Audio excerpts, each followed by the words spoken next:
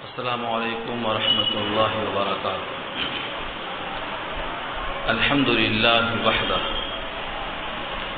والصلاة والسلام علی من لا نبی بعدہ، اما بعد فاعوذ باللہ من الشیطان الرجیم، بسم اللہ الرحمن الرحیم۔ الف لام را، کتاب انزلناہ الیک لتخرج الناس من الظلمات الى النور باذن ربهم الى صراط العزیز الحمید الى آخر الآیہ۔ صدق اللہ العلی العظیم وصدق رسولہ النبی الکریم ونحن على ذلك من الشاہدین والشاکرین۔ اللهم ألهمنا رشدنا وأعذنا من شرور أنفسنا، اللهم وفقنا لما تحب وترضى من القول والفعل والنية۔ رب اشرح لي صدري ويسر لي أمري واحلل عقدة من لساني يفقهوا قولي، آمین یا رب العالمین۔ محترم حضرات، معزز سامعین، ملی بھائیوں، بزرگوں اور دوستوں، تلاوت کی ہوئی آیتیں سورہ ابراہیم سے رحمہ پارہ شروع سے لے کر آیت نمبر 7 تک اس مضمون کو عنوان بنایا گیا ہے۔ سورہ ابراہیم مکی صورتوں میں ہے۔ نبوت، رسالت کو ثابت کیا گیا ہے، اور نبوت کو ثابت کرنے کے ساتھ توحید کے دلائل پیش کیے گئے ہیں۔ اقوام کے جو اشکالات تھے ان کو واضح کیا گیا ہے، ان کے جواب دیے گئے ہیں۔ اور اس ضمن میں ابراہیم علیہ السلام کا کارنامہ اور ان کی دعا، اس دعا کی وجہ سے اس سورت کا نام سورہ ابراہیم رکھا گیا۔ سورہ ابراہیم کا جو بنیادی مضمون ہے وہ یہ ہے کہ ذریعہ ہدایت قرآن ہے۔ قرآن کریم کے بغیر ہدایت حاصل نہیں ہو سکتی، یہ عنوان ہے سورہ ابراہیم کا۔ کل 52 آیتوں پر مشتمل ہے، 7 رکوع ہیں۔ پہلا لفظ الف لام را، یہ حروف مقطعات میں سے ہے۔ حروف مقطعات کے بارے میں آپ بارہا سن چکے ہیں۔ اللہ تعالیٰ نے بطور تحدی اور چیلنج کے اور سب کے منہ بند کرنے کے لیے جو اعتراضات کرنے والے تھے کہ یہ قرآن انسانی کلام ہے، انسان نے گڑھ کے پیش کر دیا ہے، اس زعم کو توڑنے کے لیے کہ اگر ایک انسان نے ایسا کلام بنا کر پیش کر دیا ہے تو تم سارے انسان مل کر اس کلام کو سمجھ تو سکتے ہو، لیکن آج تک کوئی حروف مقطعات کو نہیں سمجھ سکا ہے اور نہ قیامت تک سمجھ سکے گا۔ یہ راز ہر مفسر لکھتا ہے اللہ عالم بمرادہ بذالک، اس سے کیا مطلب ہے اور اللہ کو معلوم ہے۔ جس طرح آیات متشابہات پر ایمان لانا کافی ہے، ایسے ہی حروف مقطعات پر ایمان لانا کافی ہے کہ یہ اللہ کی طرف سے نازل شدہ ہے، اس کا صحیح مفہوم اللہ کو معلوم ہے۔ الف لام را، کتاب انزلناہ الیک، کتاب سے پہلے ھذا جو بطور مبتدا کے ہے وہ محذوف مانا ہے شارحین نے، اور اس کی طرف اشارہ ہے کہ یہ وہ کتاب ہے جس کو ہم نے آپ کی طرف نازل کیا ہے۔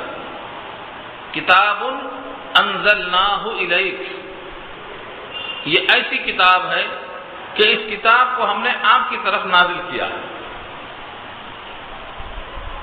اس سے ایک بات یہ معلوم ہو گئی کہ یہ کتاب انسان نے بنا کر پیش نہیں کیا ہے، بلکہ یہ کتاب نازل کی گئی ہے، اور نازل کرنے والے بھی رب العالمین ہے۔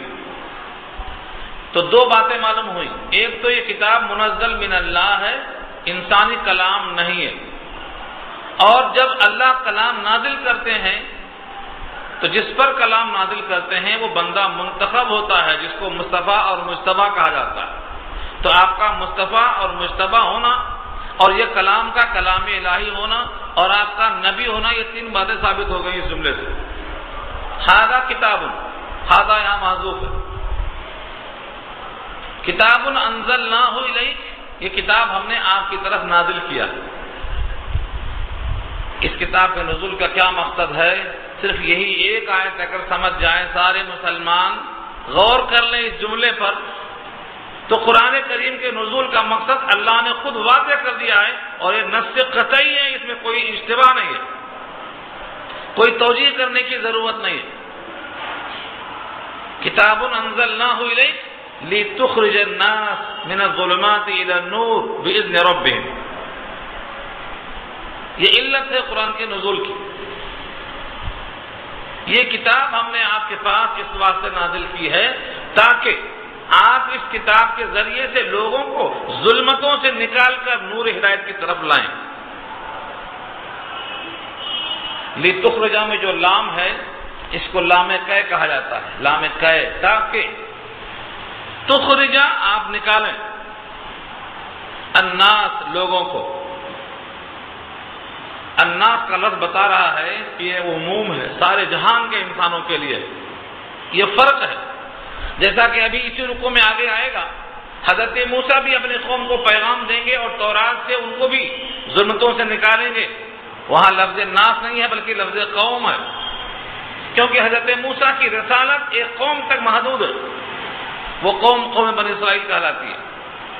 لیکن سید الانبیاء کو جن 6 چیزوں میں اللہ نے امتیاز بخشا ہے، ان 6 میں سے ایک امتیاز یہ بھی ہے کہ آپ کی رسالت سارے عالم کے لیے، سارے انسانوں کے لیے، نہ زمانے کے لحاظ سے محدود ہے اور نہ قوم کے لحاظ سے محدود ہے۔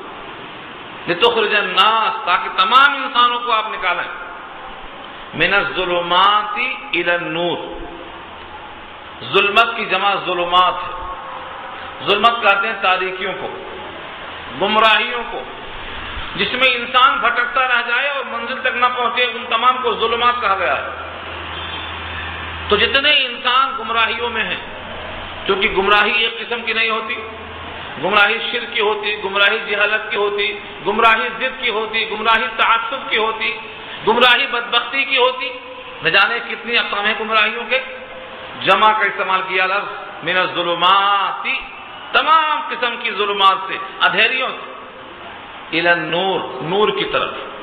یہ نور سے مراد نور الہی، نور سے مراد توحید، نور سے مراد صراط مستقیم، اس ایک راستے پر چلانے کے لیے ہم نے یہ کتاب آپ کو نازل کر کے دی ہے۔ اب سارے انسانوں کے لیے جواب مل گیا رب کریم کی طرف سے کہ قرآن کا نزول صرف ثواب کے لیے نہیں ہے، ثواب تو ضمناً ملے گا۔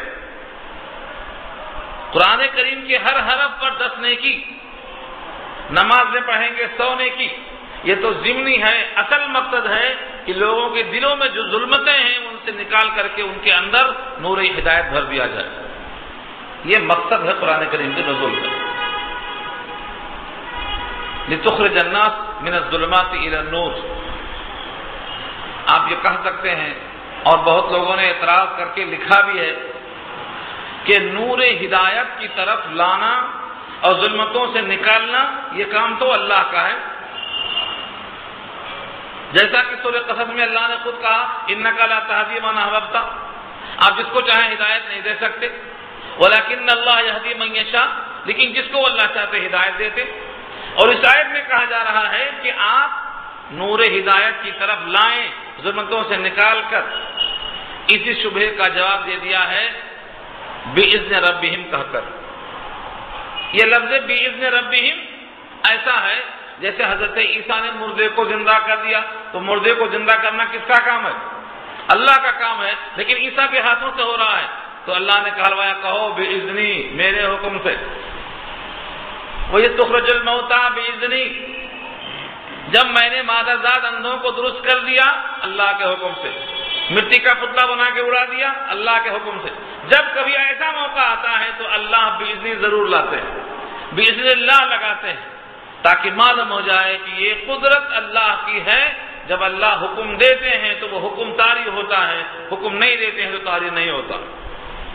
تو قرآن کے ذریعے سے ہدایت دینا اگرچہ نبی کے توسط سے ہوگا، لیکن جب تک اللہ فیصلہ نہ کر دیں ظلمتیں کافور نہیں ہوتی ہیں اور نور ہدایت دل میں داخل نہیں ہوتا ہے۔ یہ اللہ کے حکم پر موقوف ہے۔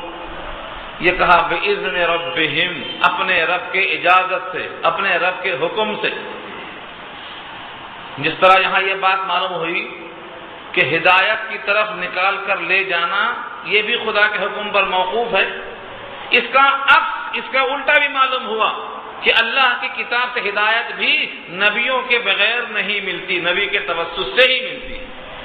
جس طرح سے توحید ضروری ہے اسی طریقے سے رسالت بھی ضروری ہے۔ کلام ہوتا اور معلم نہ ہوتا تو بھی اتنا ہی مشکل تھا جتنا کہ معلم تھا مگر کتاب نہیں تھی۔ کتاب اور معلم دونوں کی شان بتایا اللہ نے۔ کتاب بھی ضروری ہے، معلم بھی ضروری ہے۔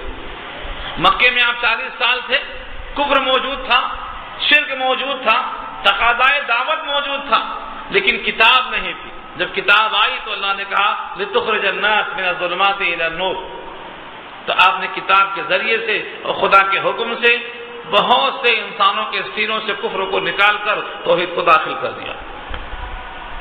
کام بندہ کرتا ہے، فیصلہ اللہ کر دیتے ہیں۔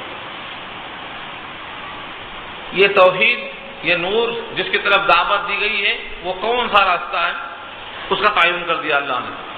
اِلَى صِرَاطِ الْعَزِيزِ الْحَمِيدِ اللَّهِ، اِلَى صِرَاطِ الْعَزِيزِ الْحَمِيدِ، اس راستے کو بتانے کے واسطے فرمایا ایسے راستے کی طرف جو راستہ ہے عزیز کا اور حمید کا۔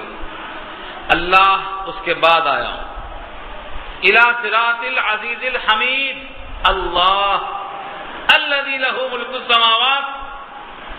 تشبیہ دیکھو، اللہ نام ہے، ذاتی نام، لیکن اللہ کے نام ذاتی کو اللہ نے خود مؤخر کر کے دو صفتوں کو اضافہ کیا پہلے، ایک عزیز اور ایک حمید۔ عزیز کے معنی غالب، جس کا فیصلہ کوئی ٹال نہ سکے، اور حمید کے معنی جس کا ہر فیصلہ تعریفوں کے قابل ہے، جو اپنے ذات اور صفات میں حمید ہے، تعریفوں کا حقدار ہے۔ اپنے ذاتی اعتبار سے وہ حمید ہے اور اپنی قدرت کے لحاظ سے وہ عزیز اور غالب ہے۔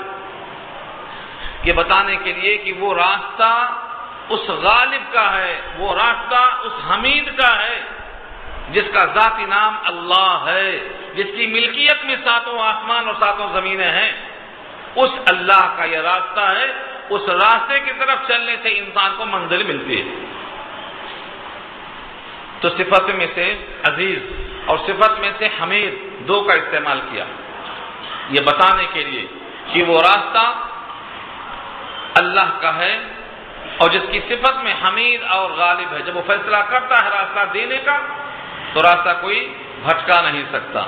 اسی واسطے تمام خطبے میں یہی پڑھتے ہیں من یہدہ اللہ فلا مضل لہ ومن یضللہ فلا ہادی لہ۔ جس کو وہ ہدایت دے دے کوئی گمراہ نہیں کر سکتا، اور جس کو وہ گمراہ کر دے اسے ہدایت نہیں دے سکتا۔ یہ اللہ کی شان ہے، یعنی اس کا فیصلہ اٹل ہے۔ یہ لفظ عزیز کا تقاضا اور لفظ حمید کا تقاضا یہ ہے کہ اس کے ہر حکم میں خوبی ہے، ہر رہنمائی میں خوبی ہے۔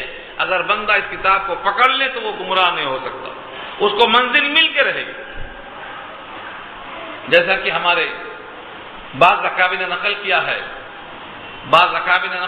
ابن عباس کا قول کہ یہ اللہ کا راستہ اور اللہ کی یہ رسی جو قرآن کی شکل میں ہے، جس کا ذکر اللہ نے کیا ہے سورہ آل عمران میں، بحبل اللہ کہا کر واعتصموا بحبل اللہ، فرمایا کہ یہ رسی ٹوٹ نہیں سکتی ہے۔ آسمان سے زمین تک لٹکا دیا اللہ نے، اس کو پکڑنے والا منزل تک پہنچے گا۔ رسی ٹوٹ نہیں سکتی، ہاں غفلت میں چھوٹ سکتی ہے، چھوٹنے کا خیال کرنا۔ تو عزیز اور حمید دو صفتیں لائی گئی۔ الی صراط العزیز الحمید اللہ الذی لہ ما فی السماوات و ما فی الارض، زمین اور آسمان اسی کی ملکیت ہے۔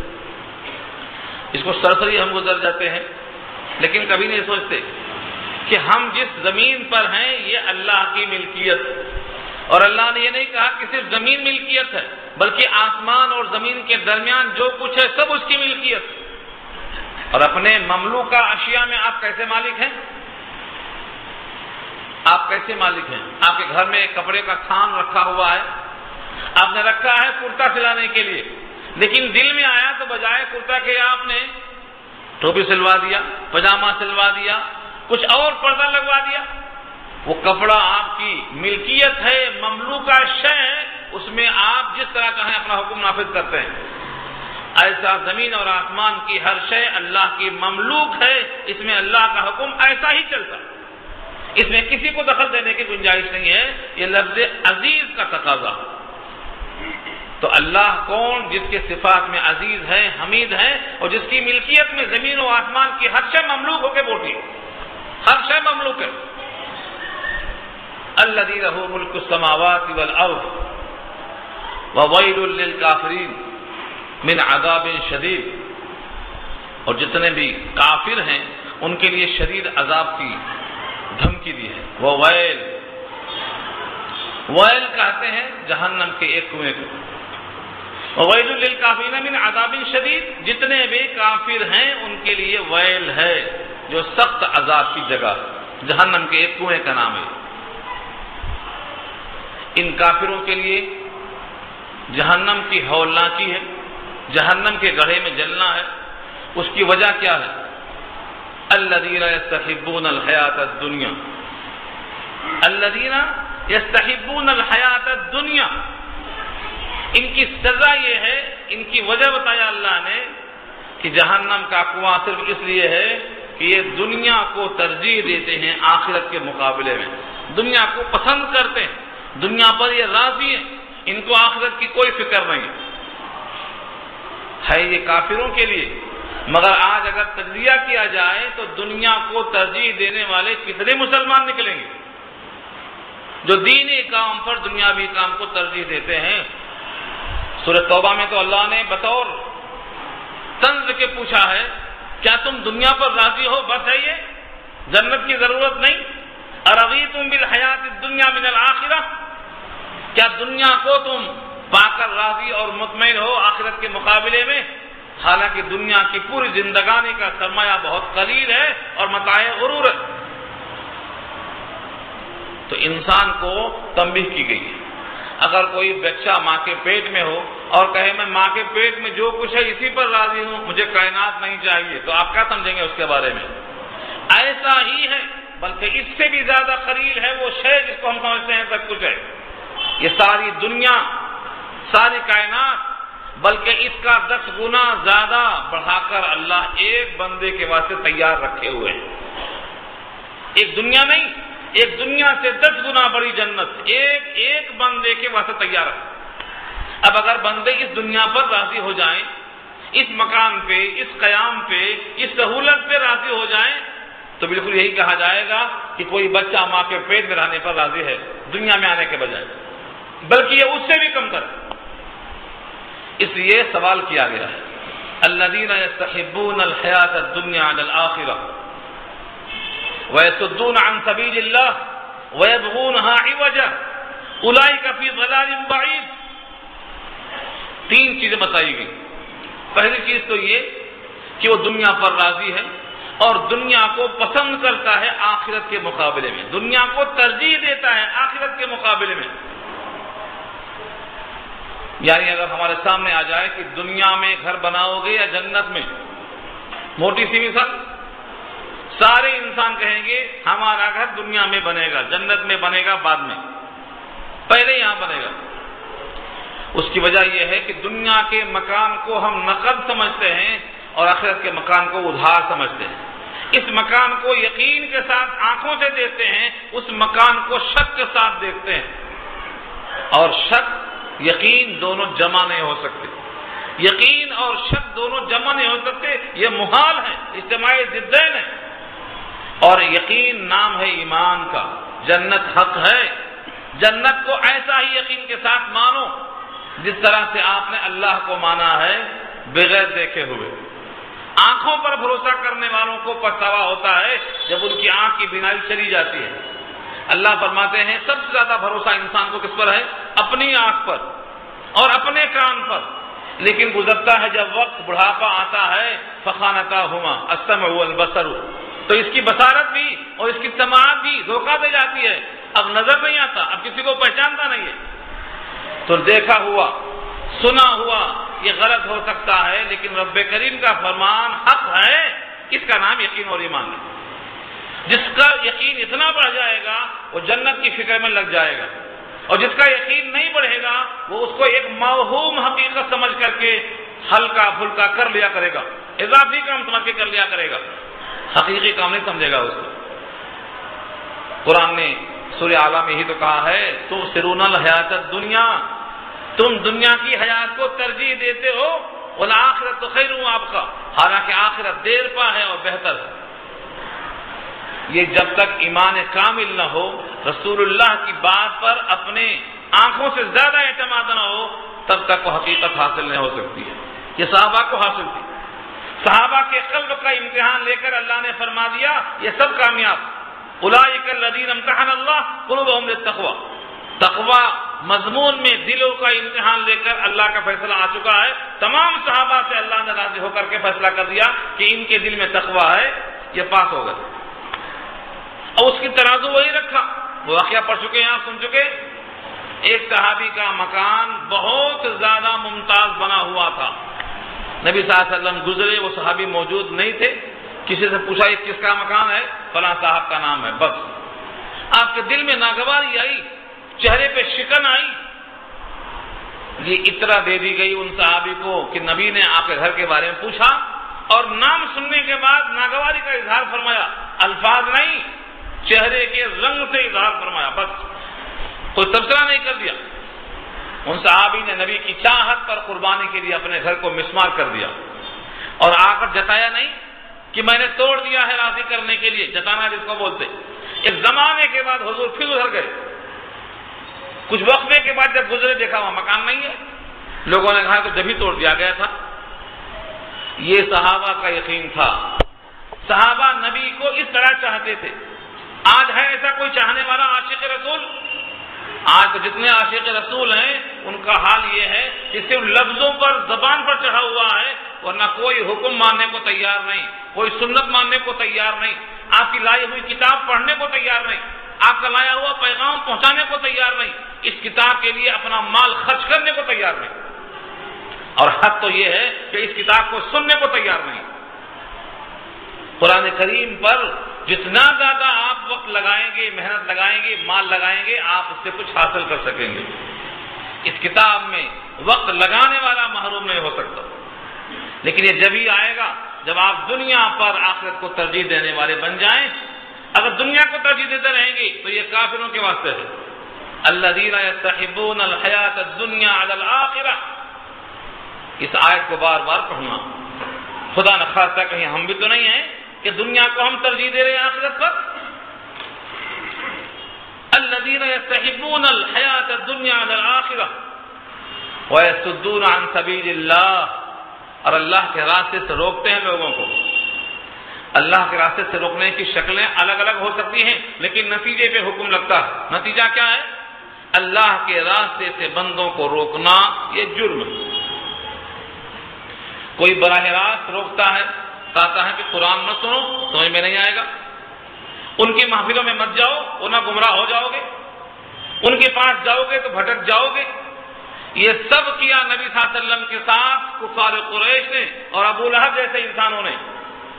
ہر ایک سے کہتے دیکھو ایک نبی اپنے آپ کا دعویٰ کرتے ہیں کہ میں نبی ہوں، ان کے پاس مت جانا، ان کا قرآن مت سننا، لا تسمعوا لهذا القرآن والغوا فيه، قرآن شاہد ہے، ان کا قرآن نہ سننا، ان کی بات نہ سننا، اگر یہ سنائیں تو اپنے کان کو بند کر کے شور و غل کرنا تاکہ تم غالب آ جانا۔ یہ طریقہ تھا مصطفیٰ سے روکنے کا۔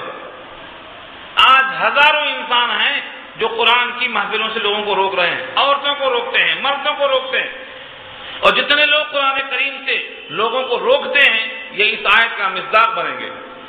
الذین یصدون عن سبیل اللہ، جو روکتے ہیں اللہ کے راستے سے، قرآن کو سننے سے روکنا، قرآن کے قریب آنے سے روکنا، قرآن کی محفلوں سے روکنا، یہ یصدون عن سبیل اللہ کا مصداق۔ اور قرآن کریم میں اتنا شدید جذبے کو بتایا ہے کہ قرآن سے محروم ہو کر، ایمان سے محروم ہو کر جب لوگ جہنم میں جائیں گے تو وہ جہنم میں جانے سے پہلے کیا کہیں گے؟ اے ہمارے رب، ہم نے جن کو بڑا سمجھا تھا، سردار سمجھا تھا، ان کی ہم نے اطاعت کر لی تھی، اب ذرا موقع دے دو کہ ان کو ہم اپنے پاؤں سے رونت لیں، کیونکہ یہ تو بھٹکے ہی تھے، ہم کو بھٹکا کے چلے آئے۔ ربنا انا اطعنا سادتنا وکبراءنا فاضلونا السبیل، ہم کو بھٹکایا ان لوگوں نے، گمراہ کر دیا ہم لوگ۔ ہمیں اگر موقع مل جائے تو پاؤں سے رو دیں گے ان کو۔ یہ اللہ تعالیٰ نے کیوں کہا؟ اس کلام اللہ میں جو محشر میں ہونے والا ہے، نقل کرنے کا مقصد کیا ہے؟ تاکہ مسلمان ان مکار لیڈروں کو اپنا پیشوا نہ سمجھیں جو قرآن سے خالی ہیں۔ قرآن کریم کے بغیر ہدایت نہیں مل سکتی ہے۔ ربنا ارنا الذین اضلانا من الجن والانس نجعلهما تحت اقدامنا لیکونا من الاسفلین، ہمارے پروردگار جنوں میں سے ہوں یا انسانوں میں سے ہوں جنہوں نے ہم کو بھٹکایا ہے صراط مستقیم سے، اللہ کے راستے سے، جنت کے راستے سے، قرآن کے راستے سے، ان تمام کو ذرا دکھا دو۔ کیا کریں گے ہم؟ نجعلهما تحت اقدامنا، اپنے پاؤں کے تحت رکھ کر رو دیں گے ان کو ہم۔ کیوں رو دیں گے؟ کیونکہ جذبہ ہے انتقام کا، انہوں نے ہماری دنیا کے ذریعے سے آخرت تباہ کر دیا۔ دنیا میں رہ کر آخرت تباہ کرنا یہ بہت بڑا گھاٹا ہے۔ سورہ قصص میں مشورہ دیا گیا ہے فرعون کو، قارون کو، تیری دولت دنیا میں ہے، اس دولت کے ذریعے سے آخرت کا جو حصہ ہے اسے فراموش نہ کر ورنہ گھاٹا ہوگا تیرا۔ ولا تنس نصیبک من الدنیا، جتنا تیرا حصہ آخرت کے لیے ہے اس مال میں سے اس آخرت کو کما لے۔ تو انسان کے لیے سب سے زیادہ اہم فیصلہ یہ ہے کہ وہ دنیا میں رہ کر آخرت کو فراموش نہ کرے۔ اگر اللہ کے بندے اللہ کی کتاب سے جڑتے ہیں تو یہ کتاب حق رکھتی ہے کہ اس سے جڑا جائے۔ اس کتاب کو پڑھتے اور سنتے ہیں تو حق ہے کہ اس کتاب کو پڑھا جائے اور سنا جائے۔ اس کتاب کے قریب آنا ہی ہدایت ہے، یہی انسانیت ہے۔ اگر کوئی کتاب اللہ سے روکتا ہے تو اس آیت کو پڑھ کر سنا دیجئے، وَيَصُدُّونَ عَن سَبِيلِ اللَّهِ کا مصداق ہے۔ وَيَبْغُونَهَا عِوَجًا، اور اس میں کجی تلاش کرتا ہے، بہانے تلاش کرتا ہے، کچھ نہ کچھ بہانے تلاش کرتا ہے۔ وَيَبْغُونَهَا عِوَجًا، عوج کے معنی ٹیڑھاپن، خرابی، جس کو ہم کہتے ہیں کچھ نہ کچھ نقص نکالتا۔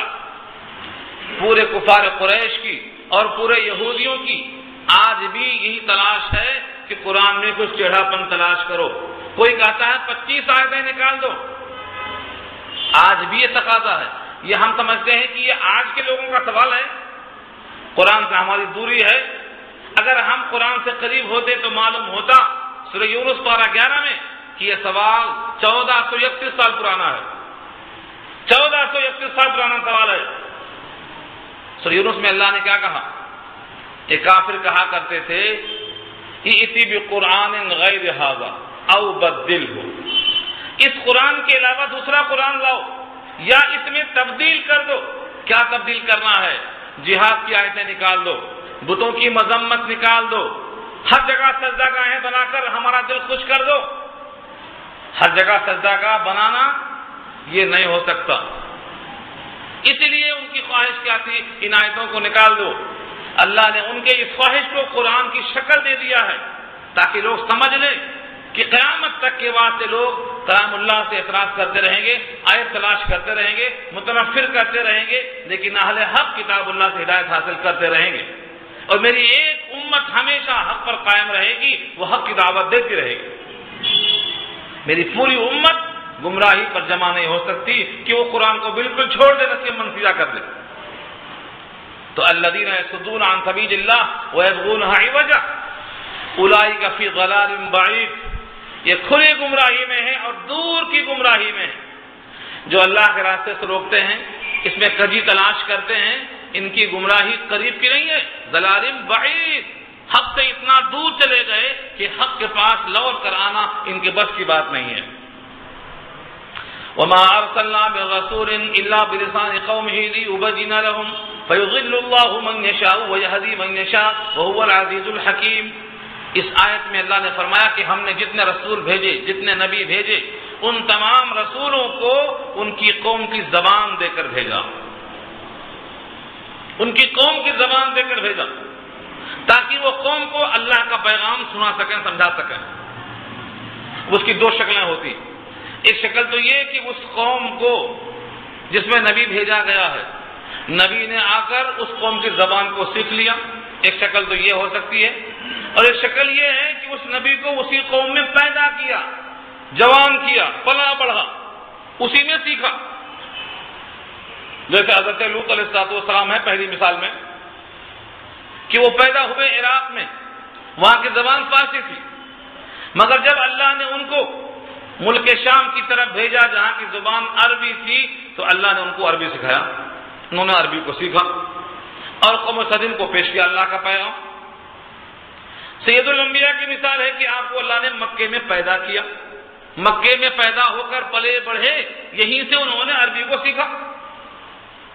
اس لیے ہر نبی کے لیے، ہر داعی کے واسطے ضروری یہ ہے کہ جس قوم کو پیغام پہنچانا ہے اس کی زبان میں پہنچائے تاکہ بات کو سمجھانا سمجھنا دونوں آسان ہو جائے۔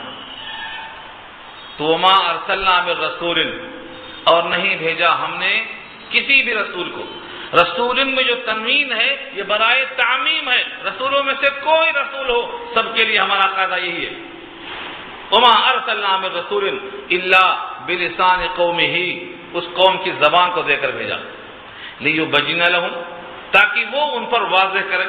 کیا واضح کریں؟ لیبین، بینہ کے معنی آتے ہیں اللہ کے کلام کو واضح کریں،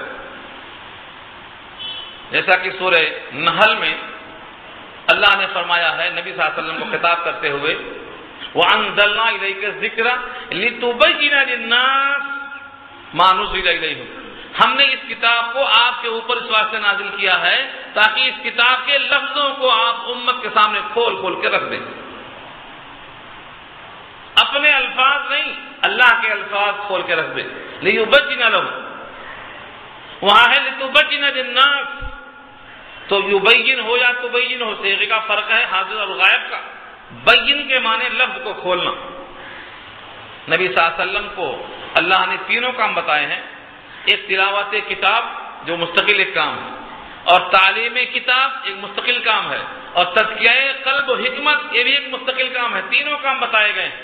تلاوت بھی ایک مشغلہ ہے کیونکہ لفظوں سے بھی اثر ہوتا، قرآن کریم کے لفظوں سے بھی اثر ہوتا، اور قرآن نہ لفظوں کا تنہا نام ہے نہ معنی کا تنہا نام ہے۔ قرآن کی تعریف کیا ہے؟ قرآن کہتے ہیں الفاظ اور معنی کے مجموعے کو، النظم والمعنى جميعا هو کتاب من اللہ المنزل على نبی من انبیائه، اللہ کی کتاب نبیوں میں سے کسی نبی پر اللہ نازل فرماتے ہیں، اور وہ کتاب جو مطلوب ہوتی ہے وہ لفظ اور معنی دونوں کا مجموعہ ہوتا ہے، لفظ بھی مطلوب معنی بھی مطلوب، لفظوں کا بھی اثر ہے اور معنی کا بھی اثر ہے۔ تو ہر نبی کو اللہ نے اس زبان میں بھیجا۔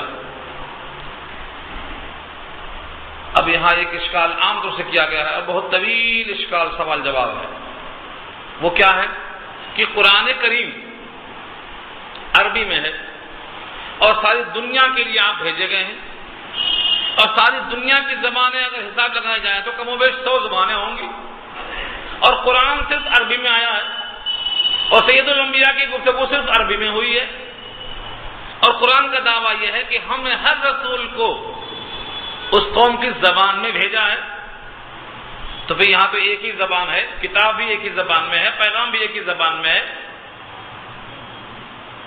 ساری دنیا کے انسانوں کے لیے جتنی زبانیں ہیں اگر سب کا لحاظ کیا جاتا اور سب کے لیے کتاب بھیجی جاتی، جتنی زبانیں ہیں اتنی زبانوں میں کتاب نازل کی جاتی، تو اللہ اس پر قادر ہیں، ایسا وہ کر سکتے ہیں، اللہ کی شان میں کوئی کمی نہیں، ہوا فعال لما یرید، وہ جو چاہے کر سکتے ہیں، لیکن ایسا کرنے میں نقصان کس کا ہوتا؟ مقصد کیا تھا کہ قوم کو یکجا کیا جائے، قوم کو اللہ کی توحید پر متحد کیا جائے۔ حال یہاں یہ ہے کہ ایک ہی کتاب ہے اور ایک ہی نبی ہے، اس کے باوجود ہم بکھر کے 73 ہو گئے، 73 ہو گئے۔ اگر ایک کتاب پر ہم جمع نہیں ہو سکتے تو اگر 100 کتابیں آتی تو ہم جمع کیسے ہو سکتے تھے؟ ہمارا انتشار اتنا اوپن ہو چکا ہے. آج ایک کتاب ہے. اقبال کا شکوہ تو یہی ہے، ایک ہی سب کا نبی، دین بھی، ایمان بھی ہے، حرم پاک بھی، اللہ بھی، قرآن بھی ہے. کیا بڑی بات تھی ہوتے جو مسلمان بھی ہے. تو مطلب بولنے کا یہ ہے، جب ایک ہی حرم ہے، ایک ہی اللہ ہے، ایک ہی نبی ہے، ایک ہی کتاب ہے، پھر 73 فرقے ہمارے ہو چکے ہیں. اس کتاب کو ہم نے چھوڑ رکھا ہے. تو اگر ہر زبان کی ایک کتاب ہوتی تو کتابوں کی تحریف شروع ہو جاتی. تورات میں تحریف، انجیل میں تحریف، زبور میں تحریف، ایسے ہر کتاب میں تحریف ہو جاتی. تو اللہ نے انتشار سے بچانے کے لیے، اتحاد اور یکسوئی کو پیدا کرنے کے لیے ایک کتاب کو اور ایک زبان کو منتخب کیا. تمام زبانوں میں جو زبان سید اللسان ہے، سید اللسان وہ عربی ہے. اس عربی میں یہ تاثیر ہے، یہ قوت ہے، یہ خوبی ہے کہ اگر کوئی اپنا چند لمحہ لگا دے تو اس زبان کو ان سے اچھی سیکھ سکتا ہے جو اہل عرب کہلاتے ہیں. اہل عرب سے اچھی زبان سیکھ سکتا ہے. ہو سکتا ہے بولنے میں روانی کم ہو سکتا ہے تسلسل نہ ہو، لیکن آپ کو یہ بات ماننا پڑے گا کہ قرآن کریم کو سمجھنے کے لیے نحو اور صرف اور گرامر کی کتابیں جتنا اہل عجم نے لکھی ہیں اتنا کس نے لکھا. تو زبان کی خوبی کیا ہے؟ اگر آدمی وقت لگائے تو اس کتاب کو اچھی طرح حاصل کر سکتا ہے، اس کتاب کی زبان کو سیکھ سکتا ہے، کیونکہ جو قانون اور جو فکس گرامر عربی کے ہیں وہ کسی زبان کو حاصل نہیں. اس کتاب کی وسعت، اس زبان کی گہرائی اتنی ہے. ابن عباس روایت فرماتے ہیں، نبی صلی اللہ علیہ وسلم کا ارشاد ہے، قرطبی نقل کرتے ہیں کہ تم عربی کو پسند کرو 3 وجہوں سے. احب العرب لثلاث، 3 وجہوں سے عربی کو پسند کرو. اس لیے لأنی عربی، کہ میں عربی ہوں، یعنی محمد مصطفیٰ صلی اللہ علیہ وسلم عربی نسل ہیں، عربی بولتے ہیں. ولسان اہل الجنت عربی، اور جنت والے کون ہیں؟ انشاءاللہ ہم ہی سب ہیں. کیا بھائی صبح ہے میں کچھ اپنے ایمان کو اور اپنے راستے کو، اپنی منزل کو طے کر کے چلنے میں ایک عزم محسوس کرو. جنت والوں کی زبان عربی ہوگی جو ہمیشہ کی ہوگی، 100 برس کے واسطے نہیں، ایک بار جو داخل ہوگا ہمیشہ کے واسطے. تو عربی زبان جنت والوں کی ہوگی. قرآن کی زبان جو اللہ کی کتاب ہے وہ عربی میں ہے، رسول اللہ عربی میں ہے، اس لیے عربی کو ترجیح دو. اور ایسا نہیں ہے کہ اس کو سیکھا نہیں جا سکتا. ہندوستان کے ہزاروں انسانوں نے سیکھ کر یہ ثابت کر دیا ہے کہ سیکھا جا سکتا ہے اور ایک ایک لفظ کا تجزیہ کیا جا سکتا ہے. اور جتنا انسان اس کو وقت دے کر سیکھے گا اس کے اندر پختگی آئے گی.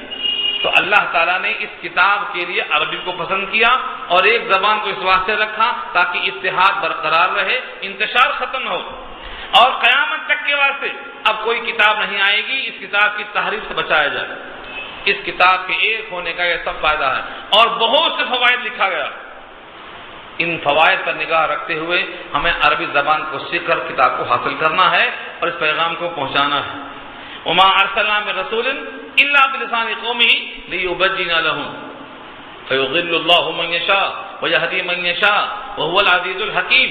اس کتاب کو پہنچانے کے بعد بھی سب ہدایت پر نہیں آ جائیں گے. ابو جہل کو پہنچایا گیا، ابو لہب کو پہنچایا گیا، مگر ان کی قسمت میں نہیں تھا. اسی واسطے اللہ کا فیصلہ یہ ہے کہ پہنچائیں گے پہنچانے والے، لیکن اللہ جس کو چاہیں گے ہدایت دیں گے، جس کو چاہیں گے گمراہ رکھیں گے. وہ العزیز الحکیم، اور وہ غالب ہیں، حکمت والے ہیں، ان کو معلوم ہے ان کا فیصلہ کہاں ہونا چاہیے. اس کتاب میں اتنی خوبیاں، اس زبان میں اتنی خوبیاں، آپ انسان کے تمام سرداروں کو تلاش کر کے دیکھ لیں. جتنے لوگ جنت میں جانے والے ہیں وہ سب عمدہ لوگ ہوں گے اور ان سب کی زبان عربی ہے. اسی لیے ہم کو اس آیت کا تقاضا چاہتا یہ ہے کہ ہم بھی عربی زبان کو سیکھیں. اور یہ سیکھنے میں بہت زیادہ محنت کی ضرورت نہیں ہے، تھوڑا سا بھی وقت لگا دیں. آپ جتنا آپ ڈالر کے واسطے لگاتے ہیں، ریال کے واسطے لگاتے ہیں، اتنا ہی وقت لگا دیں تو انشاءاللہ یہ عربی آ جائے گی. کوئی مشکل کام نہیں ہے. اب یہاں سے حضرت موسیٰ نے اپنی قوم کو جو خطاب کیا ہے یہ گفتگو انشاءاللہ آئندہ آئے گی. وقت ہو گیا ہے.